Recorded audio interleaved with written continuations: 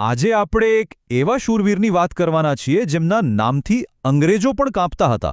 એક એવા એડમિરલ જેમની કહાની સાચું કહું તો ઇતિહાસના પાનાઓમાં ક્યાંક ખોવાઈ ગઈ છે. નામ છે ચેમ્પિલ અરાયણ. જરા વિચારો, ભારતનો સ્વાતંત્ર્ય સંગ્રામ શરૂ થયો એના લગભગ 100 વર્ષ પહેલાં કેરળના પેલા ગૂંચવણભર્યા જળમાર્ગોમાં એક એવા નેવલ કમાન્ડર હતા જેમણે ગેરિલા વોરફેરને એક નવી જ ઊંચાઈ પર પહોંચાડી દીધું હતું. કોણ હશે? આ સવાલ જ આપણને એમના મહત્વનો અહેસાસ કરાવે છે.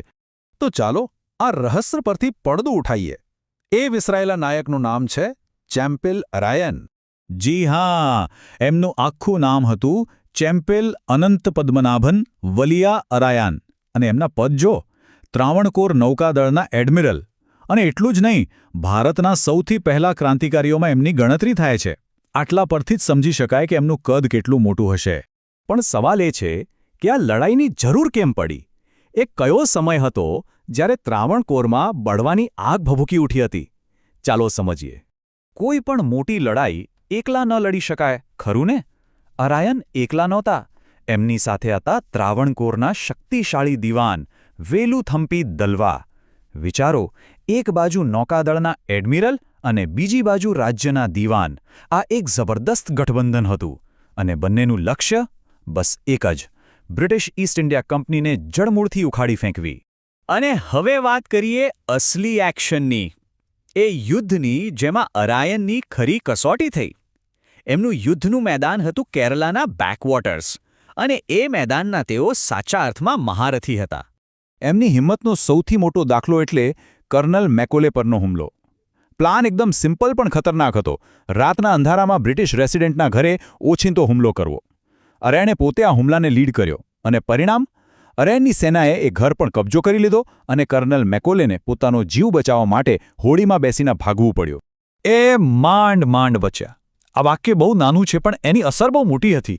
વિચારો, એ સમયના સૌથી મોટા બ્રિટિશ અધિકારીને પકડવાની કેટલી નજીક પહોંચી ગયા હતા અરાયન. અંગ્રેજો માટે આ એક બહુ મોટો તમાચો હતો. પણ આ બધું થયું કઈ રીતે? એક નાનકડી નૌકાસેના અને સામે બ્રિટિશ સલ્તનત જેવી મહાશક્તિ. કેવી રીતે પડકાર ફેંક્યો એમણે? વેલ, આનો જવાબ એમની યુદ્ધનીતિમાં અને એમના એક ગુપ્ત શસ્ત્રમાં છુપાયેલો છે. અને એમનું ગુપ્ત શસ્ત્ર હતું હોડીઓ. આ કોઈ સામાન્ય હોડીઓ નહોતી. એકદમ ફાસ્ટ અને પાણીમાં સાપની જેમ સરકતી. કેરળના સાંકડા જળમાર્ગો માટે તો પરફેક્ટ હતી. આ હોડીઓને કારણે જ અરાયન અને એમના સૈનિકો વીજળીની જેમ હુમલો કરતા અને પળવારમાં ગાયબ થઈ જતા. અંગ્રેજો સમજે એ પહેલાં તો ખેલ ખતમ.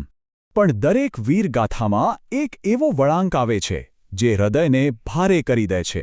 હવે આપણે એમના અંતિમ સંઘર્ષ અને સર્વોચ્ચ બલિદાનની વાત કરીશું. આખો વર્ષ 1808 એમના માટે નિર્ણાયક રહ્યો. વર્ષની શરૂઆતમાં વેલુથમ્પી દલવા સાથે ગઠબંધન મજબૂત થયું. વર્ષના મધ્યમાં કર્નલ મેકોલે પર ઐતિહાસિક હુમલો થયો. અને વર્ષના અંત સુધીમાં તો બેકવોટર્સમાં ભીષણ લડાઈઓ ચાલી. અને પછી 29 ડિસેમ્બર 1808, એ દિવસ જ્યારે આ મહાન યોદ્ધા અંગ્રેજો સામે લડતા વીરગતિને પામ્યા. પણ શું એક નાયકની વાર્તા એમના મૃત્યુ સાથે પૂરી થઈ જાય છે? બિલકુલ નહીં. એમનો વારસો આજે પણ જીવંત છે, પથ્થરોમાં કોતરાયેલો છે. ચાલો જોઈએ કે એમને આજે કઈ રીતે યાદ કરવામાં આવે છે. આ નંબર જુઓ, 2007. આ એ વર્ષ છે જ્યારે કેરળ સરકારે એમના પૂર્વજોના ઘરને એક સંરક્ષિત સ્મારક તરીકે જાહેર કર્યું. એમના બલિદાનના લગભગ 200 વર્ષ પછી. આટલો લાંબો સમય લાગ્યો, પણ એ સાબિત કરે છે કે સાચી વીરતાને ઇતિહાસ ક્યારેય ભૂલી શકતો નથી. એમનું ઘર પણ ખાસ છે. એ નાલુકેત્તુ શૈલીમાં બનેલું છે, જે કેરળની એકદમ પારંપરિક સ્થાપત્ય શૈલી છે.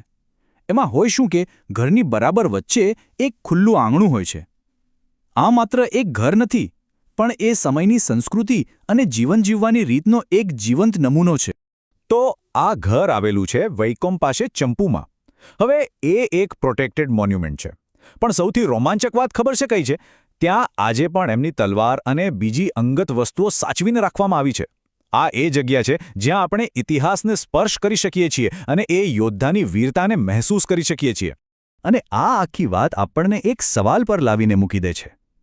ચેમ્પિલ અરાયન જેવા કેટલાય સ્થાનિક હીરો હશે જેમના બલિદાનની કથાઓ કદાચ આપણા સુધી પહોંચી જ નથી. ઇતિહાસના પાનાઓમાં ક્યાંક દબાઈ ગઈ છે, ખરું ને?